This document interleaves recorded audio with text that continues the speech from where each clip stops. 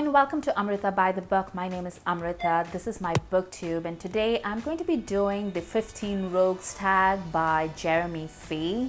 If you guys don't know his channel by now, he puts out these amazing reviews of books. He's an educator, he really knows what he's talking about, and he has one of the most varied reading tastes that I've ever come across, and I really enjoy his channel, and I'm going to put the link down to his channel below and you should check it out. This is an amazing tag. I had so much fun thinking about the responses for this, but also I'm going to try and do something a little bit new and try and do this as fast as possible because I don't know if I can do that. And today I would like to find out.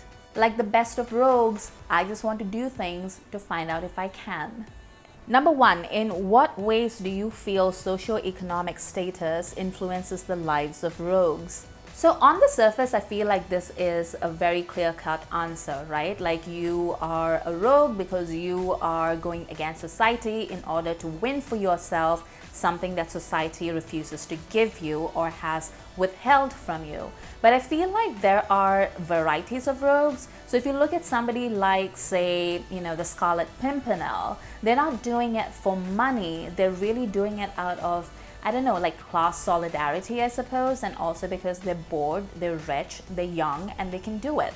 Or similarly, if you look at historical people like, say, Francis Drake, I mean, they are doing it for the riches, but also for the adventure. So I feel like it does depend upon socioeconomic status, but the way socioeconomic status plays into the arc of the rogue varies from character to character. Number two, how important do you think it is for a rogue to be athletic, acrobatic, and charming? Well, they definitely have to be charming because if you look at real life figures, again, like say Drake, he had to convince Queen Elizabeth to bankroll him. And the same goes for, say, Christopher Columbus, who needed to talk Isabella and Ferdinand into, bankrolling his ships or whatever. But nobody said that they have to be charming all the time. I think a lot of rogues are basically roguishly charming to a select group of people and then just absolute bastards to everybody else. As for athletic and acrobatic, I think that depends on whether they are a fantasy rogue or whether they are a rogue in a historical novel or in an adventure story. Because there are a lot of people whom I would categorize as roguish who are outside of fantasy and really have very little athletic or acrobatic skills, or I would say have like average skills. But I have found that if you're in a fantasy novel and you're a roguish character, you better have those athletic skills handy. Number three, do you feel a rogue should have musical skills? Singing, playing an instrument, or dancing? Okay, I feel like everybody should be able to dance whether or not they're a rogue, but I don't know, like I guess in a fantasy thing that's a trope, right? Like the rogue has like some sort of singing or musical ability, and I don't know why that is. I think that's just tradition for some reason. I will say though, and this is entirely personal, I would rather that they didn't have any singing ability just because all the vocalists, and I'm sorry if you're a vocalist and you're my friend, I'm just talking out of personal experience, but sometimes people who consider singing to be their one true art can be a little bit overbearing. I have literally had people who insisted on me sitting there and listening to them harmonize with their other singing friends while all I was trying to do was like eat a bowl of ramen. And then they got really mad at me because I insisted on eating the ramen while they were singing. But what does my eating have to do with their singing? I'm not gonna harmonize with you. So yeah, just purely out of personal pettiness, I don't want them to have any singing ability, but they're free to do whatever else they want.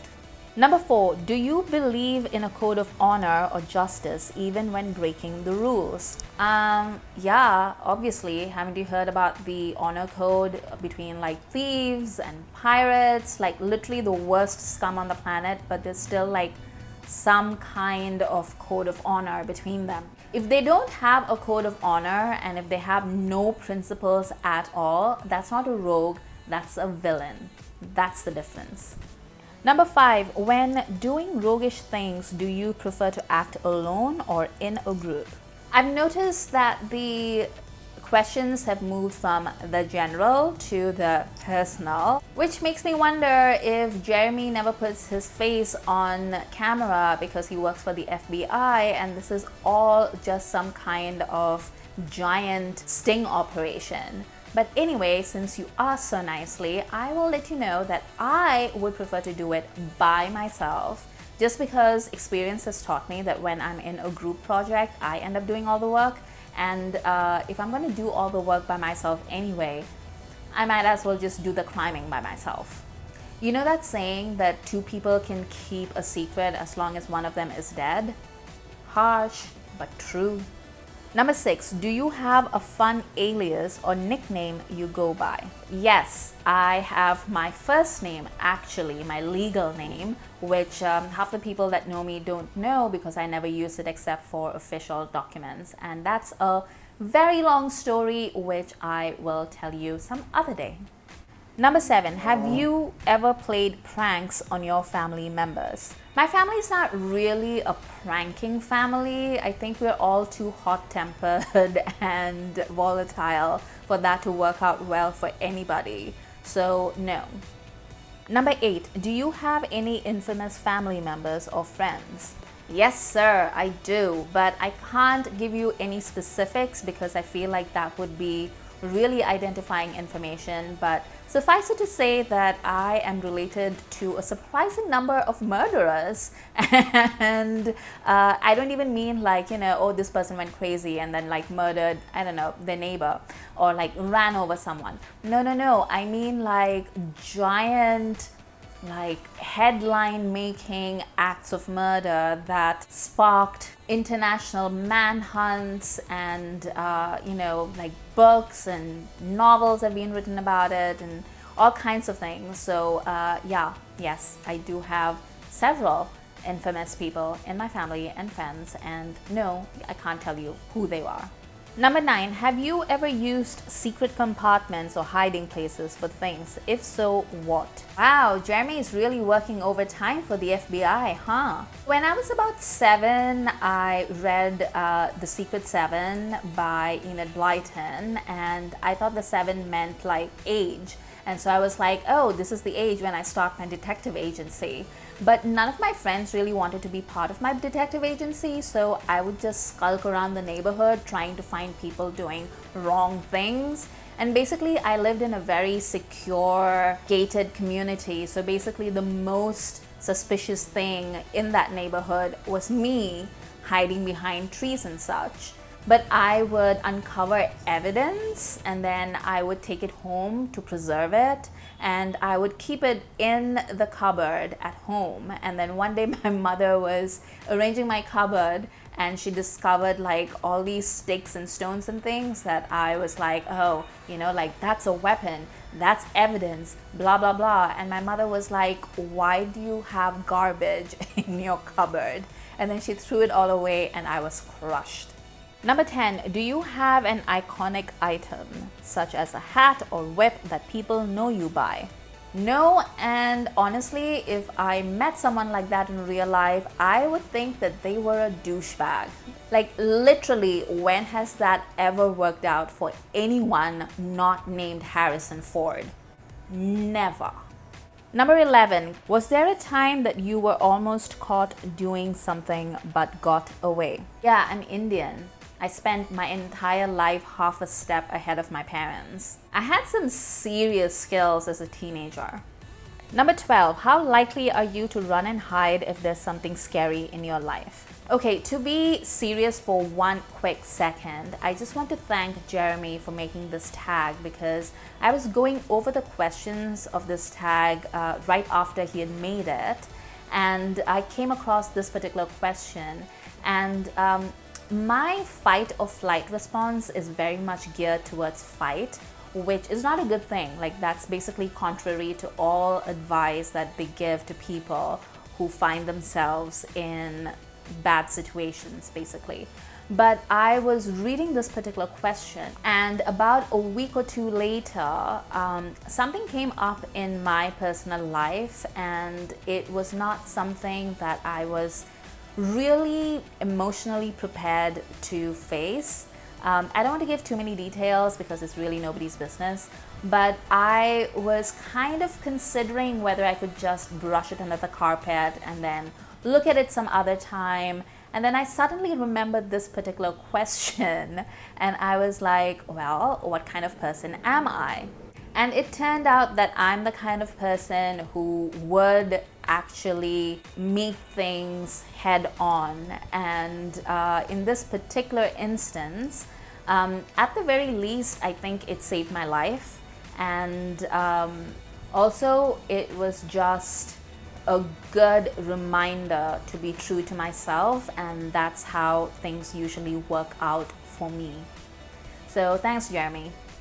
Number 13, do you call other people endearing nicknames?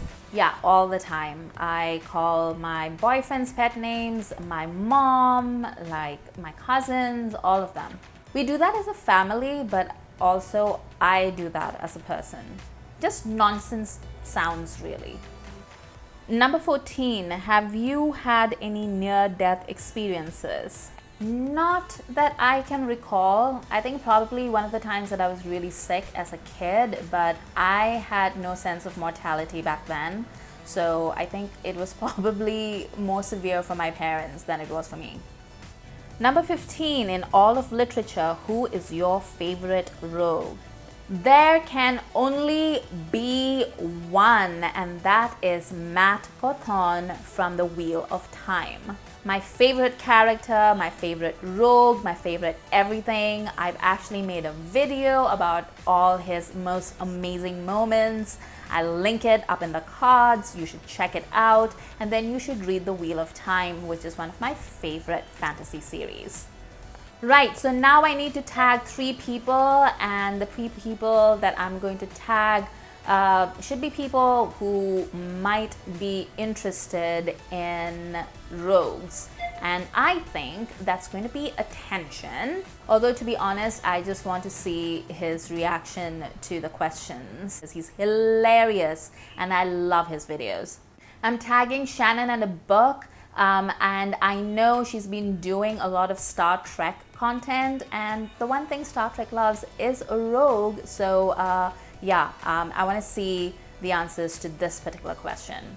Also, I'm gonna tag Galaxy Reads, whom I haven't seen on BookTube for a while, so I don't know if she's still making videos, but if she is or if she isn't, but is looking for a comeback, then use this tag. And in true roguish fashion, I'm going to add a +1 for luck, and that's Scott and Nell over at Gunpowder Fiction and Plot. And as always, if you like the questions, if you have opinions, and you want to do this tag on BookTube, off BookTube, on Instagram, Twitter, wherever, let me know. I want to see what your answers are going to be. Until next time, happy reading. For more videos, please hit the subscribe button.